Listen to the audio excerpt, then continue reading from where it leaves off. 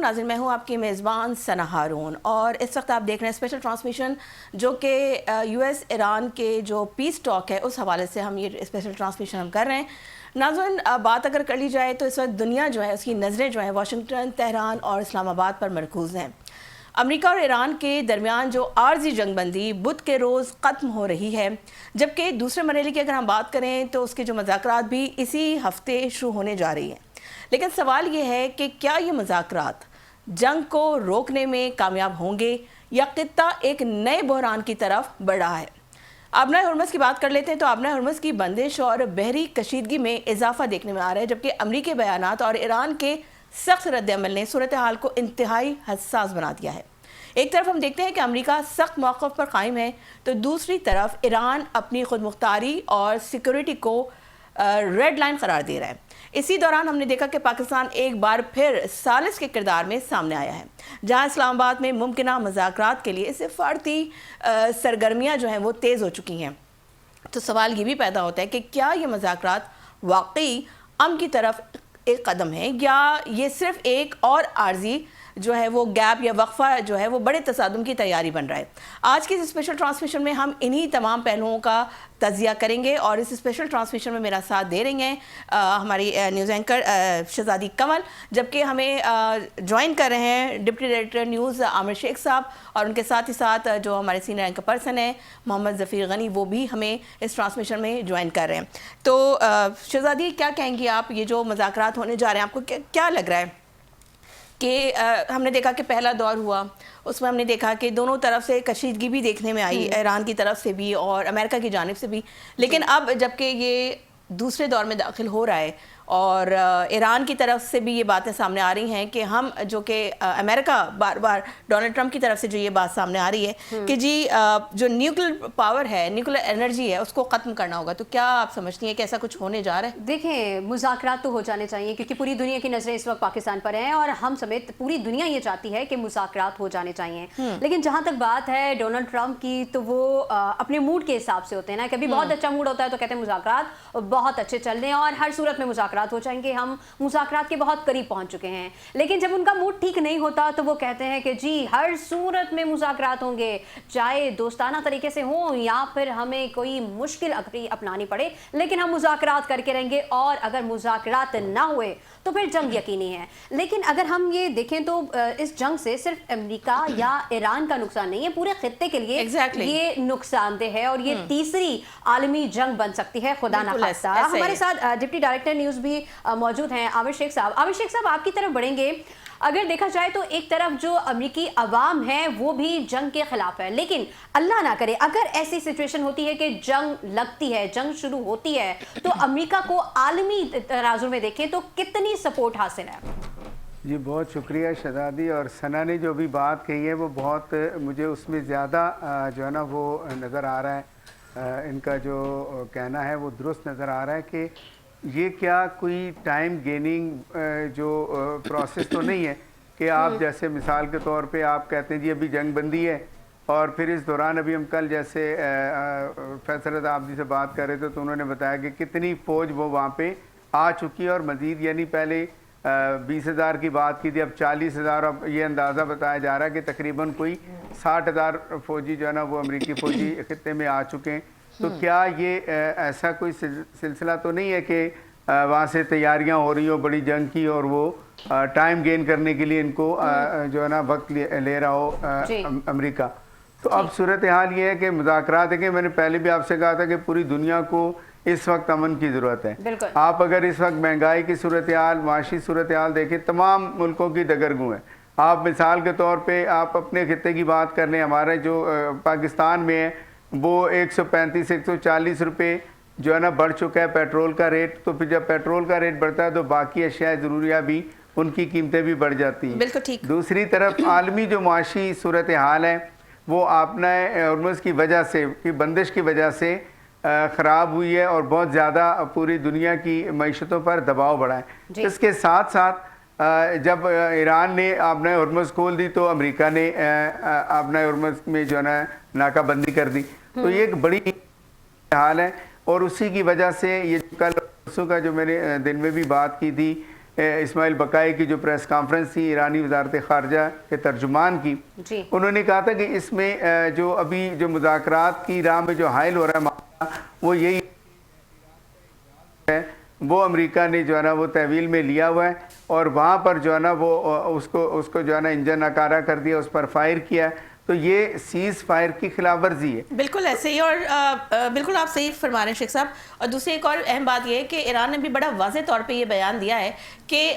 چونکہ امریکہ نے یہ سیز فائر کی خلاف ورزی کی اور اگر اسی طریقے کے حالات رہے تو ہم کسی صورت مذاکرات کے ٹیبل پہ نہیں بیٹھیں گے، جبکہ پاکستان جو ہے بیک ڈور ڈپلومیسی کے تحت جو ہے وہ ان کو منانے کے لیے بھی کوششیں کر رہا ہے، ظاہر سفارتی سطح پہ وہ اس چیز کو کر رہا ہے۔ لیکن ظفیر کی جانب بڑھنا چاہوں گی۔ ظفیر یہ بتائیے گا، آپ کو کیا لگتا ہے کہ امریکہ اور ایران کے درمیان جو یہ جنگ بندی ہے کیا یہ پائیدار ہو سکتی ہے، اور پاکستان کا جو ثالثی کا کردار ہے اس بحران میں کتنا آپ کو لگ رہا ہے کہ مؤثر ہے، اور اگر ہم عالمی طاقتوں کی بات کر لیتے ہیں تو اس تنازع کو کنٹرول کر رہی ہیں وہ یا مزید بڑھا رہی ہیں؟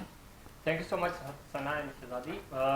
مذاکرات میں بیک ڈور آپ بات کر رہی ہیں، اس میں کوئی شک نہیں، مذاکرات ہو رہے ہیں اور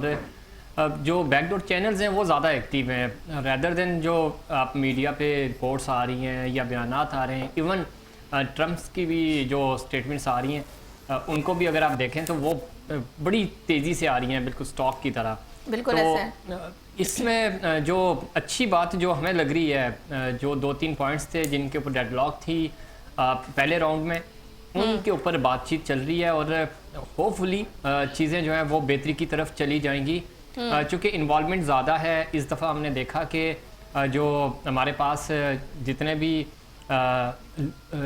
ڈپلومیٹک ہمارے سورسز ہیں وہ یہ بتا رہے ہیں کہ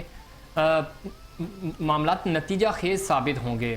چونکہ جنگ کوئی بھی ملک جنگ نہیں چاہ رہا۔ صرف امریکہ کی بات نہیں ہو رہی اس وقت، باقی جو سٹیک ہولڈرز ہیں، خطے کے جو سٹیک ہولڈرز ہیں، اسپیشلی جب ہم چین کی بات کرتے ہیں، رشیا کی بات کرتے ہیں،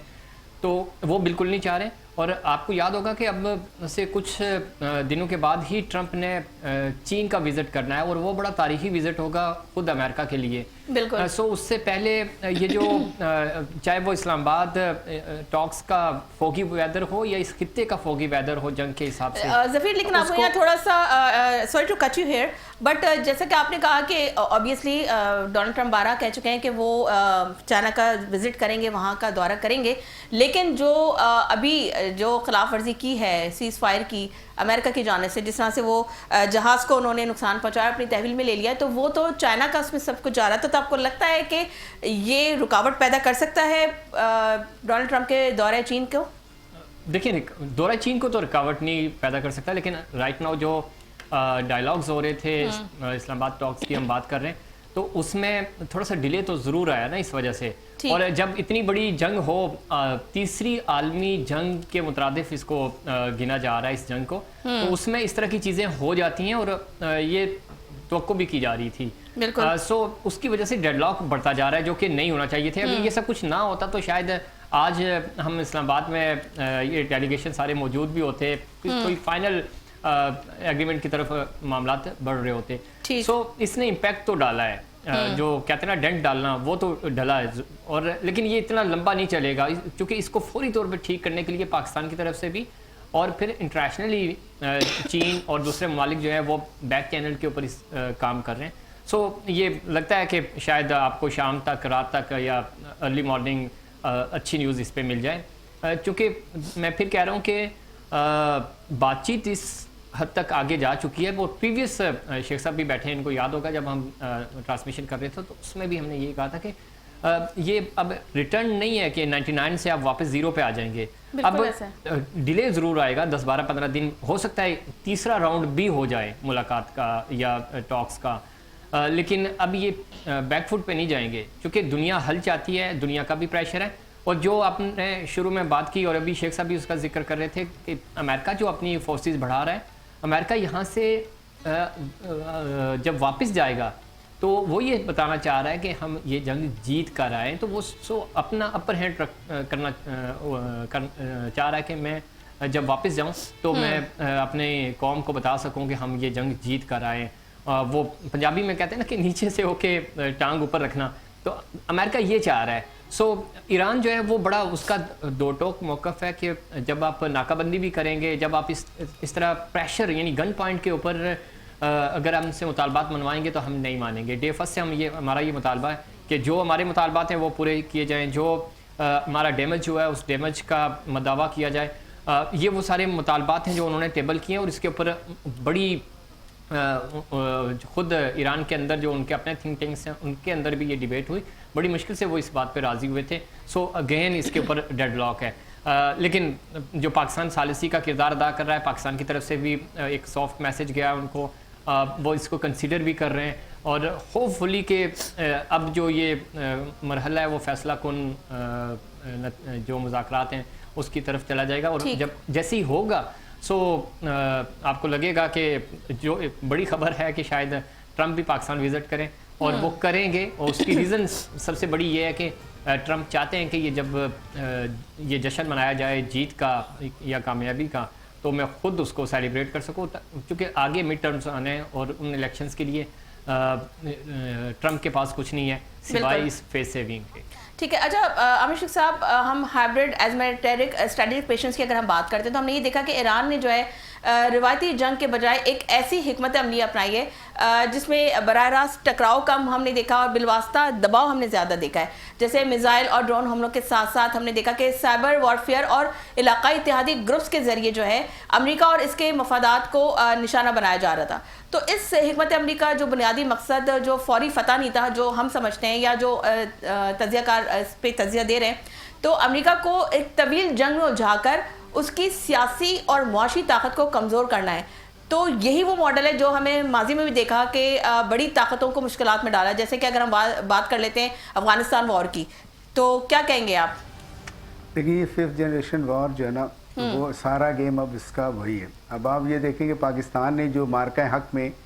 काम किया था, कोई फौजें तो नहीं उतरी थी ज़मीन पे, फिजा में सारी चीज़ें लॉक हुई, उनको वहीं पे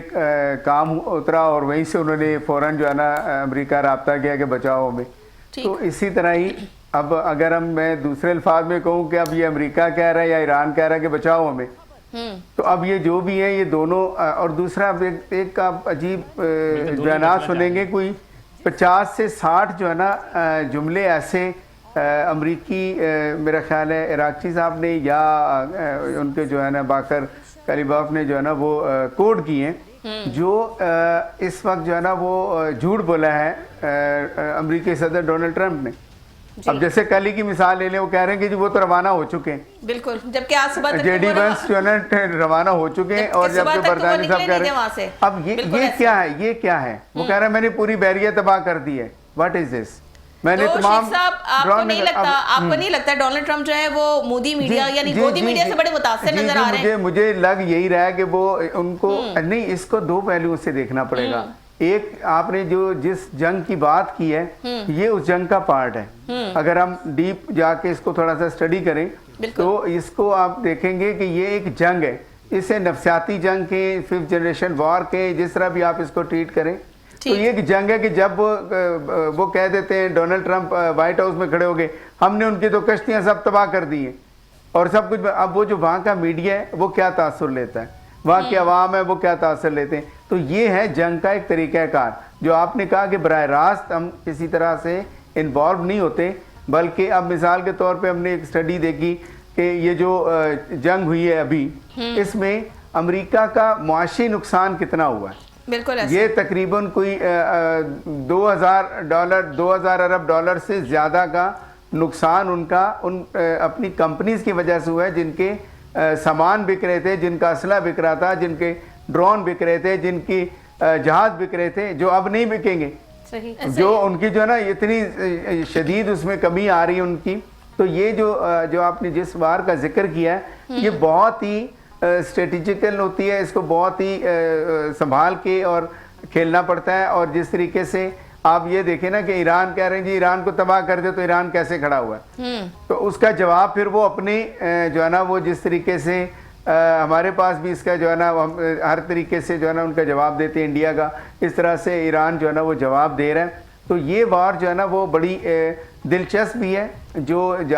जंगों की तो शेख के साहब, बारे में डोनाल्ड रखते हैं। ट्रंप के इस तरह के बयानात से तो मुज़ाकरात जो हैं वो मजीद खराब हो सकते हैं नहीं, ना? कि देखिए, जैसे ये कल कहा इस- गया, इन ईरान बयान- की जानिब से कहा गया कि जी हमने बातचीत करनी है, लेकिन इसका ये मकसद नहीं है कि हर सूरत पर, हर कीमत पर करनी है। जो शहजादी, मुतालबात यही- मानने वाले होंगे वही माने जाएंगे। शहजादी, यही जो इनके बयानात की खूबसूरती है कि ये मुज़ाकरात नहीं टलने देंगे, ये मुज़ाकरात नहीं हटने देंगे, क्योंकि उसमें आप देखें हर जुमले के बाद मैं ये कर दूंगा, वो कर दूंगा, मेरी टीम जा रही है। अच्छा, ईरान कहे ना कि यार हमारी टीम जा रही है, ट्रंप साहब कह रहे हैं कि वो ईरानी टीम आ रही है पाकिस्तान। तो अब आप ये देखें कि ये जो बयानात होते हैं ना, जिससे आप जो बाहर कह रहे हैं ना, मैं इसको समझता हूँ कि बहुत ही खूबसूरती से पागलपन कहें, मुझे इसका अंदाज़ा नहीं है, बहुत सारे लोग इसको पागलपन भी कहते हैं, झूठ बोलता है, फलां करता है, लेकिन वो अपने जो मामलात हैं उनको बहुत बेहतर तरीके से और मुज़ाकरात से हटने नहीं दे रहा। आप ये देखें ना, अब अगर मिसाल के तौर पे अपर एंड तो हो गया, अगर JD Vance अभी रवाना हो जाते हैं और ईरान अगर नहीं अपना आदमी भेजते अपने जो है ना मुज़ाकरात के लिए, तो आप क्या समझती कौन कामयाब होगा सफारती सतह पे? आप इसका जवाब दें। Donald Trump? हाँ, डोनाल्ड ट्रंप होंगे। अमेरिका, देखिए अमेरिका कहेगा, देखें मैं कुछ डर थोड़ी रहा था, मैंने कुछ वहाँ पे मिसाइल थोड़ी चला दिए, मैं तो बात कर रहा था कि भाई अगर ये नहीं होगा तो यूं हो जाएगा, लेकिन मेरा तो वक्त गया, हम तो मुज़ाकरात बातचीत से हल करना चाहते हैं। तो this is the part of तो वॉर। शेख साहब, कल तक का वक्त है, टाइम तो वैसे ही खत्म होने वाला है। आपको लगता है कि अगर अब भी कल तक मुज़ाकरात नहीं होते तो ये जो जंग बंदी है इसमें मजीद तौसी हो सकती है? 1 दिन, 2 दिन, 4 दिन ये आगे बढ़ सकती है जंग बंदी?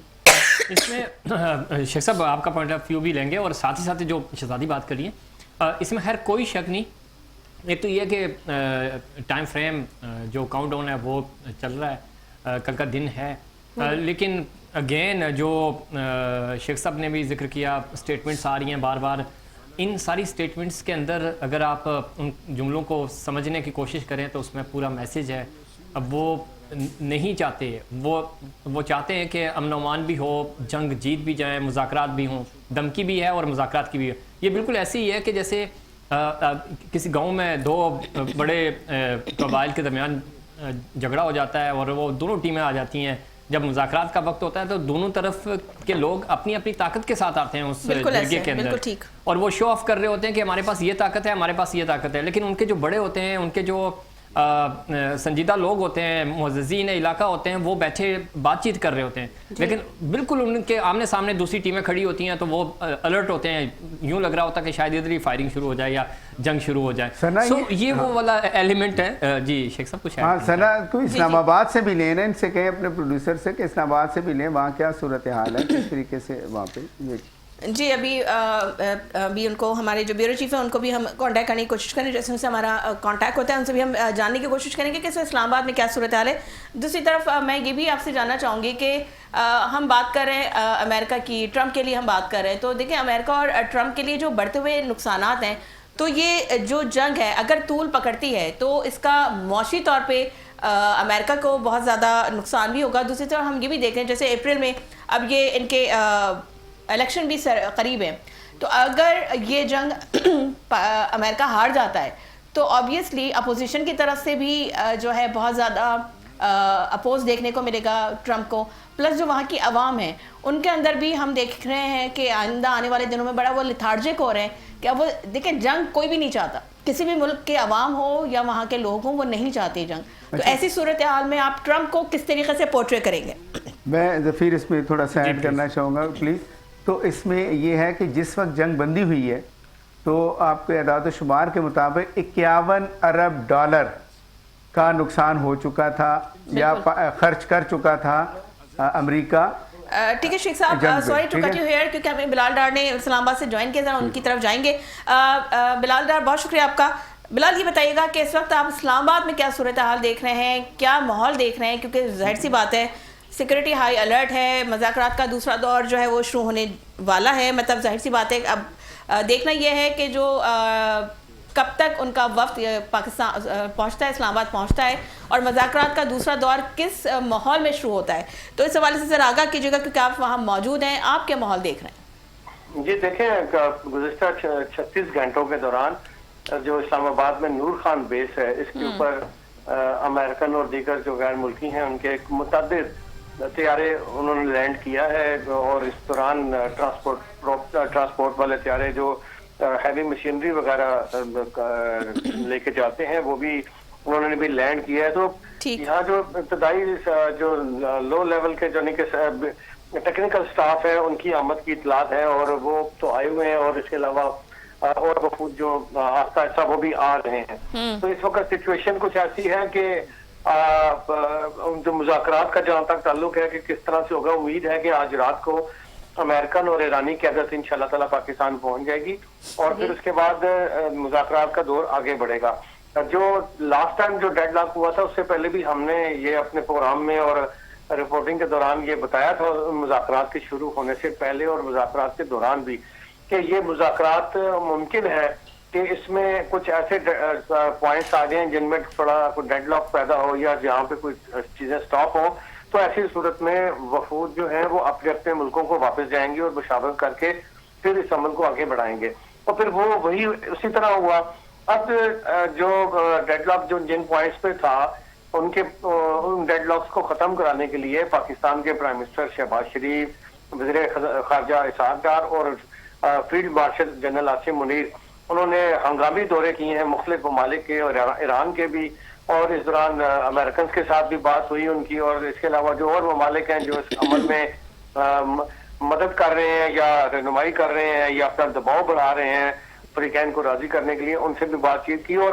اس عمل کے دوران ابھی تک تو یوں لگتا ہے کہ اس میں پیش رفت ہو رہی ہے اور انشاءاللہ یہ پیش رفت مثبت سمت بڑھ رہی ہے اور امید یہی کی جا رہی ہے کہ انشاءاللہ اس مرتبہ کے مذاکرات ہوں گے اس میں بہت ساری چیزیں انشاءاللہ فائنلائز ہو جائیں گی. مذاکرات جب لاسٹ ٹائم پہ شروع ہوئے تھے تو اس وقت بھی ماحول کافی شروع میں تو کافی گرم تھا, اسی لیے فریقین کے آمنے سامنے بٹھا کے